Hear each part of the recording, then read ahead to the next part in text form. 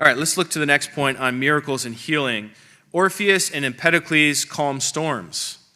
Pythagoras foretold the number of fish in a catch. Like I mentioned earlier, Pythagoras did a lot of other things too. Apollonius of Tyana did a lot of this similar things to Jesus. He foretold the future. He knew people's thoughts and cast out demons. Empedocles, Asclepius, and Apollonius all raised the dead. So, as Barry Blackburn noted in his dissertation, Gentiles correlated miracle working with divine status. That's a standard move for Greco-Roman people, is to hear a story about a miracle or to witness a miracle and say, "Are you a god?" Because that sort of thing happened in their stories all the time.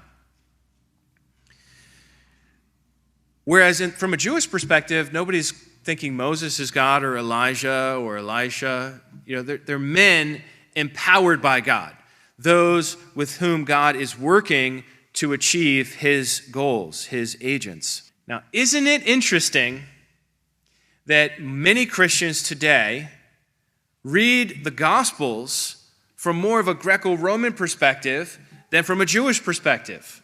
I think that's problematic. This instinct to say, oh, well, he did a miracle, so he must be a god. That's not from the Hebrew worldview. That's not where let me show you a clear contrast here. So in Matthew 9, verse 8, Jesus heals the paralytic.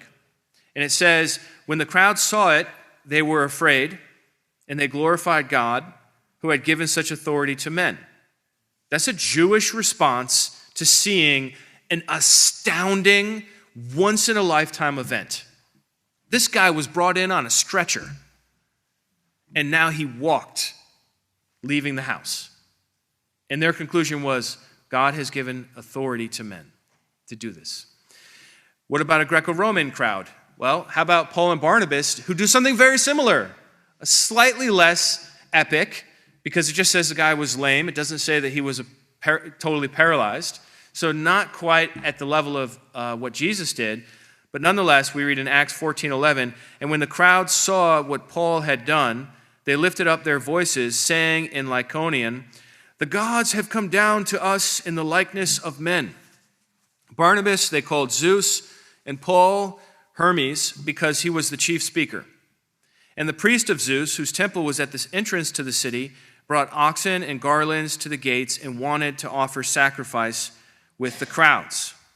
Now, I have read this story many times. I'm sure many of you have as well. And I have thought to myself, what silly, superstitious weirdos. I mean, come on. But after learning about their stories, oh my goodness, this makes perfect sense. Of course, if you saw a miracle, you wanted to play it safe. Assume that this is another visit of Jupiter, which is another name for Zeus, or Hermes and Mercury and these other gods that couldn't come down. And, you saw a miracle, so there's something divine. These can't be normal people. That's their assumption. They don't have this Jewish concept of God working within somebody as his agent as strongly as we see in the Bible itself.